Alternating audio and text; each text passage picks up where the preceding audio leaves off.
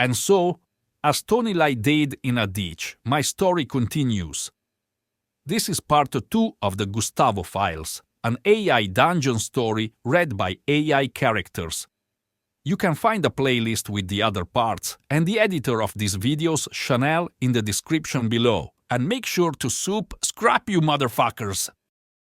The family is gathered around the table, each one looking at you with a mix of curiosity and anticipation. You clear your throat and begin to speak.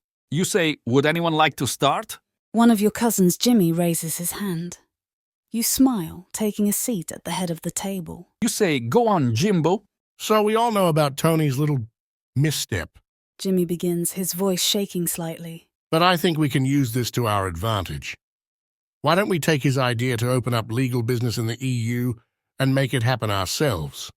There's a murmur of agreement around the table. I'm sorry, what did you just fucking say? I think we should take Tony's idea and make it our own. Jimmy says, looking around the table for support. We've got the connections he had, plus more. We can make this work for us. You feel a wave of anger wash over you. How dare they even suggest such a thing?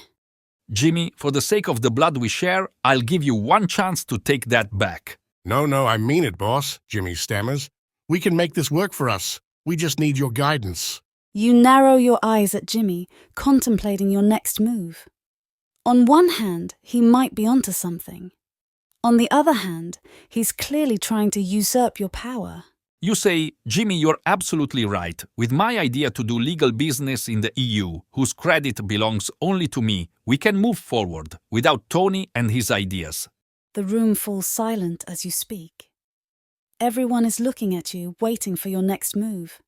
You stand up, hands clenched into fists at your sides. You say, so are you on board with my idea, Jimbo? Yes, boss, Jimmy says quickly. We're all on board with your idea. Whatever you say, we'll make it happen. You nod, satisfied. It seems like they've learned their lesson. For now, at least. You say, would anyone else like to speak today? A different cousin, Mike, raises his hand. You nod for him to continue. I was just wondering about our competition, he says. Have we heard anything new from them lately? You think for a moment before speaking. Not recently, you admit. Well, we should keep our eyes and ears open, Mike says. They could be plotting something against us. You nod in agreement. Mike has a point. You'll have to keep an even closer watch on your enemies. We'll know. No, Mike says, raising an eyebrow. I thought you just said there's been no news from them lately. There hasn't. But you said they could be plotting against us. He says, confusion clear on his face. Yes. Well, which is it? Jimmy pipes up. Have they been plotting or haven't they? You glare at him, wondering how he always manages to push your buttons. Might be, Mike echoes. You say, I don't know, and we shouldn't do anything. If they are planning something, what am I not making clear? But boss, Jimmy begins, we can't just sit back and do nothing while they're plotting against us. You sigh, feeling like you're dealing with a bunch of children. Yes, we can. But we shouldn't, Jimmy argues. We need to strike first. There's a murmur of agreement around the table. No. Boss, Jimmy says, we need to protect ourselves. But we don't know what they're planning, Mike says. We need to be prepared.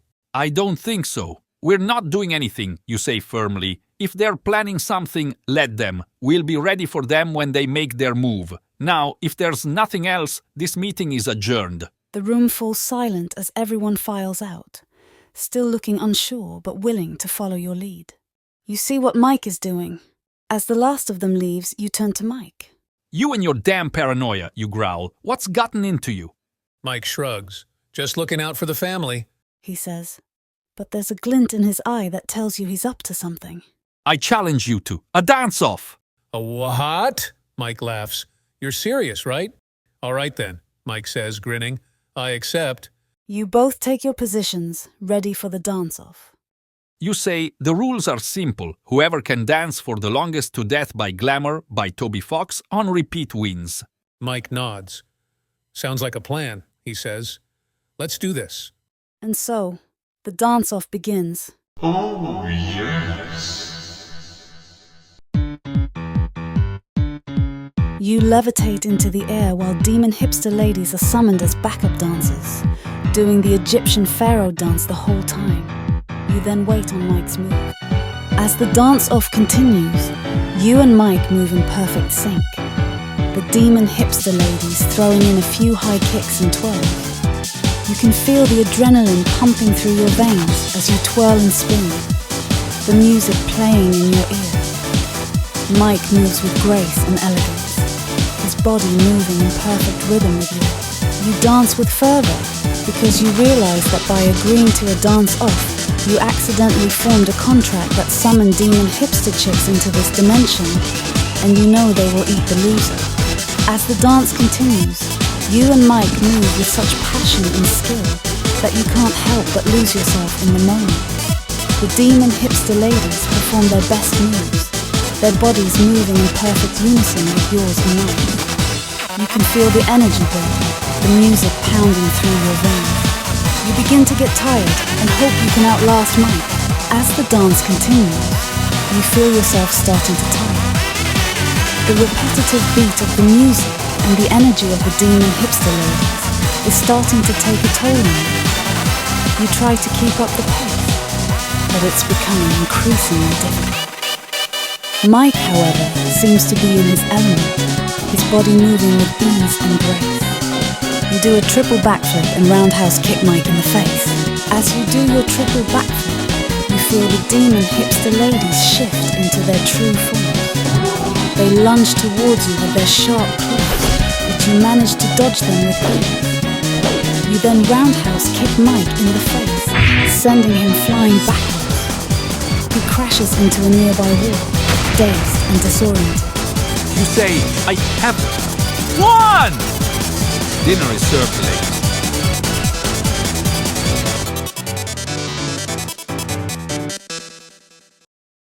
As the demon hipster ladies shift back into their human forms, you and Mike stand up, looking at each other with a mix of exhaustion and relief. You both collapse onto the couch, catching your breath and trying to shake off the adrenaline.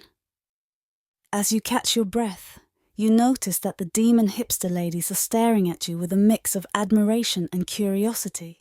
You say, Mike, as per the terms of the agreement of our dance-off, which you signed mentally, these demon hipster ladies may now eat the loser. Mike looks at you with a mix of confusion and amusement. You're serious? He asks. I didn't agree to that. The demon hipster ladies nod, looking pleased with themselves. Of course. One of them says. We would never break a contract with such a talented partner. You roll your eyes. Yeah. You say, go on, eat him. Mike looks at you with a mix of concern and disbelief. You can't be serious, he says. We agreed to a dance-off, not a fight to the death. The demon hipster ladies exchange a glance before one of them speaks up. But he did sign a contract, she says. And we are bound by it. You say, see you in the next life, Mike. I have mafia things to do. Mike watches you go, shaking his head in disbelief. What were you thinking? He mutters. You're lucky I'm not pressing charges. You say, they're going to eat you and you're thinking about court?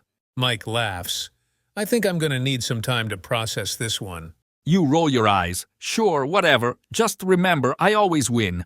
With that, you leave the demon hipster ladies to their meal and continue on your mafia mission. As you walk through the dimly lit alleyway, you can feel the tension in the air. The sound of footsteps and whispers echoes through the night, and you can hear the faint sound of a siren in the distance. You pull out your phone and dial a number, arranging a meeting with one of your associates.